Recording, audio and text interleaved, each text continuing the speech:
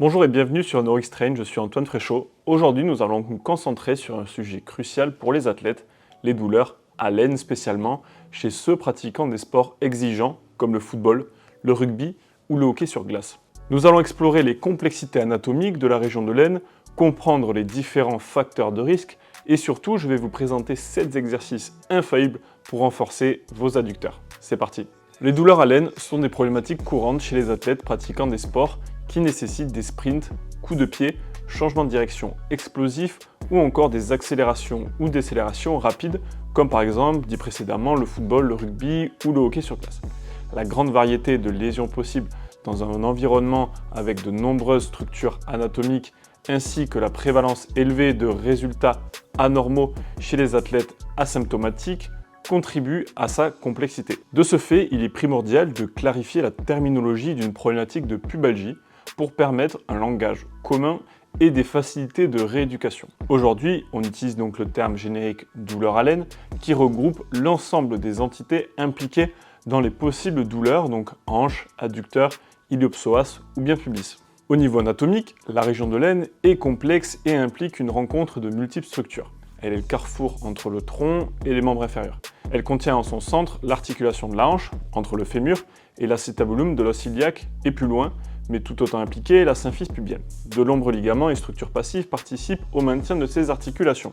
À l'étage musculaire, on retrouve les muscles abdominaux, donc du plus à la surface au plus profond, donc le muscle oblique externe, le muscle oblique interne, le muscle transverse de l'abdomen, et nous pouvons citer également le muscle droit de l'abdomen qui s'insère au niveau du pubis. L'ensemble des aponévroses des abdominaux se rejoignent avant au niveau de la symphyse pubienne. Les muscles adducteurs également, donc le court adducteur, le long adducteur, le grand adducteur et pectiné, qui sont monoarticulaires, et le gracile, le seul adducteur biarticulaire. Ils ont pour origine le pubis, donc sauf le pectiné qui s'insère sur la branche ischio-pubienne, et se termine sur le fémur ou le tibia. Pour le gracile, le muscle iliopsoas également fait partie de ces douleurs à l'aine, donc la dernière entité anatomique importante à souligner. Le canal inguinal qui peut être à l'origine de douleurs et contenant l'artère et la veine fémorale et le cordon spermatique chez l'homme, le ligament rond de l'utérus chez la femme. Comme pour de nombreuses pathologies, nous vous diviserons les principaux facteurs de risque à ce jour identifiés. Donc c'est une liste non exhaustive et en facteurs de risque intrinsèques et extrinsèques. Donc on les divise en deux parties. Concernant les facteurs de risque intrinsèques, on retrouve un antécédent de blessure à l'aine, une haute intensité de jeu, une réduction de rotation interne et adduction absolue et relative à l'abduction de hanche, une raideur musculaire des muscles adducteurs notamment, mauvais contrôle des muscles du tronc, un ratio de force adducteur sur abducteur inférieur à 80% et également l'âge, un âge plus élevé. Si on parle de facteurs de risque extrinsèques, on peut parler du coup un mauvais échauffement, donc pas d'exercice spécifique lié au geste à la pratique sportive, une mauvaise rééducation suite à une blessure précédente, un volume d'entraînement ou de compétition trop élevé, et de la fatigue et du manque de sommeil. Ok, donc on est parti exercice de renforcement pour les adducteurs. Je vais vous montrer 7 exercices pour renforcer vos adducteurs graduellement et finalement vous enlever toutes ces douleurs, tous ces problèmes de pubalgie, déchirure aux adducteurs, etc. qui peuvent être très embêtants. Déjà, premier exercice avec un ballon tout simple. Ça, c'est un exercice si vous êtes douloureux en début de rééducation que vous pouvez utiliser soit avec un levier court, c'est-à-dire le ballon au niveau des genoux, venir serrer le ballon avec vos adducteurs en isométrie, d'accord?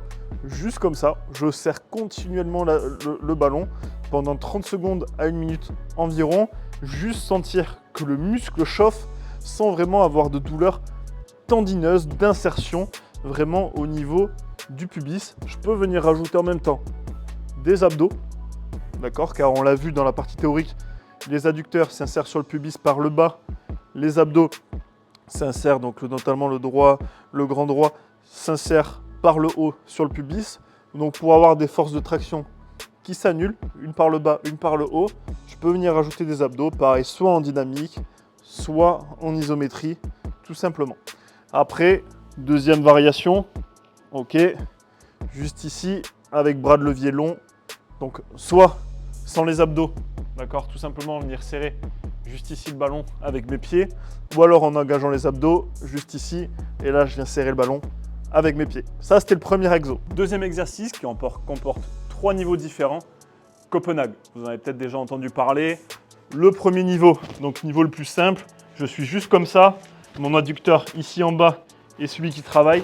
Et je dois venir lever la jambe. Lever la jambe. Pareil, je peux rester soit en statique en haut, soit faire des mouvements dynamiques. Premier exercice. Deuxième exercice. Là, ici, je me mets face à vous. Cette fois-ci, je travaille l'adducteur gauche. Bras de levier court sur mon banc.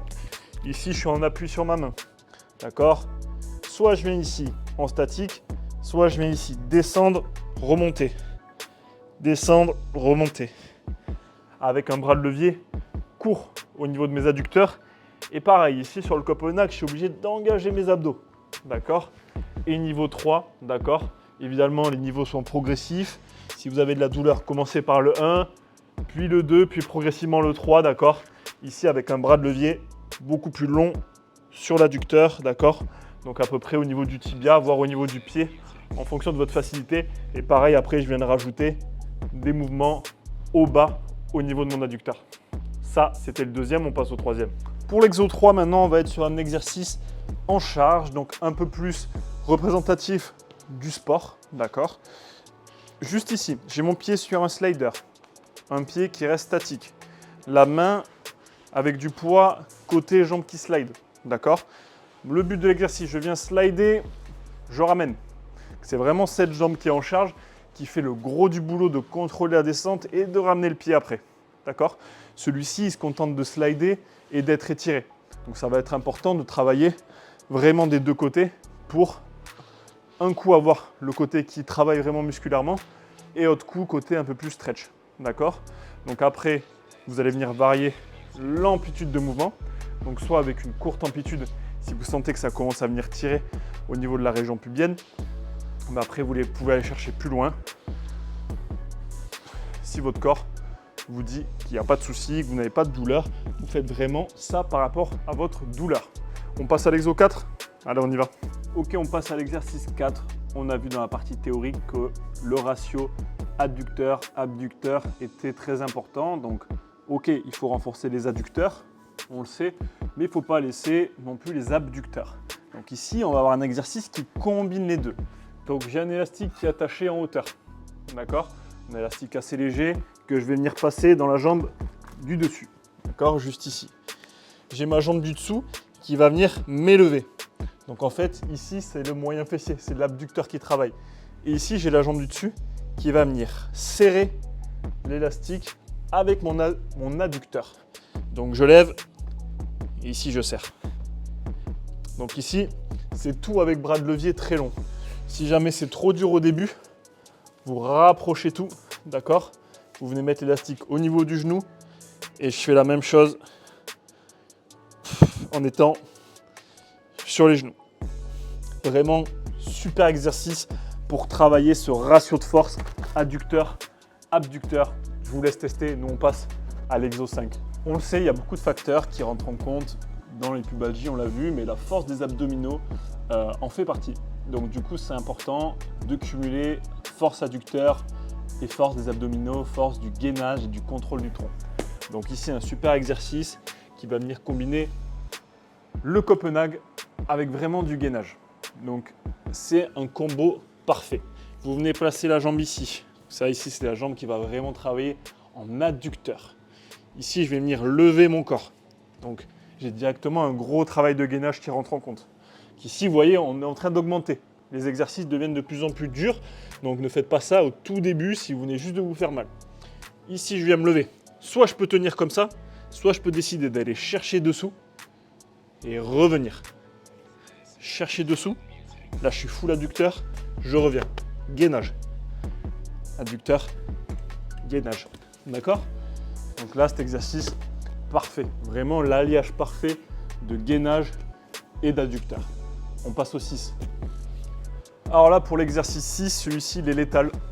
Vraiment très difficile, intraitable, comme dirait Kylian Mbappé. Vous n'aurez pas l'air d'être le plus malin de la salle, mais c'est pas grave parce que vous aurez les meilleurs adducteurs. Le genou sur le slide, mon pied ici qui va partir de là vers là, me tracter et me faire revenir. Et j'enchaîne. D'accord? Quand j'arrive là, je switch. Je tracte. Vraiment très difficile. Je tracte. Je tracte. Vous l'aurez compris, vraiment beaucoup de force ici de cet adducteur pour venir tracter le pied. D'accord? Si c'est trop dur en charge, vous pouvez déjà commencer à le faire juste ici, en fente. Et puis ensuite, vous le faites comme je l'ai fait au tout début, intraitable. On est parti pour le dernier exercice. Ici, c'est un exercice de step-up. D'accord? Donc step-up latéral, sur box, sur banc, peu importe. Où on va rajouter une composante ici d'élastique. En fait, le but, ça va devenir step-up, ramener de l'élastique, contrôler mon retour.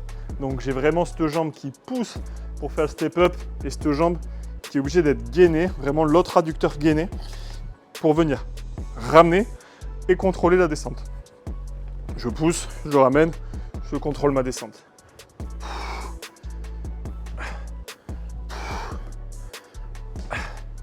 Ok? Vous avez une évolution de cet exercice à réaliser pour avoir des adducteurs bulletproof. À vous de jouer. Merci d'avoir regardé cette vidéo sur NourXTrain. Pour plus de conseils théoriques et pratiques d'exercices, abonnez-vous à notre chaîne et activez les notifications. Si vous avez des douleurs ou des faiblesses, je vous renvoie vers nos programmes de prévention disponibles sur notre site web neuroxtrain.com. Le lien est dans la description de cette vidéo. Les programmes NourXtrain, notamment celui pour la hanche, mais aussi pour d'autres articulations, vous soulageront de vos douleurs et vous permettront de vous prévenir de prochaines blessures. Je vous dis à très bientôt sur NourXTrain pour plus d'informations sur la santé et le bien-être. Ciao!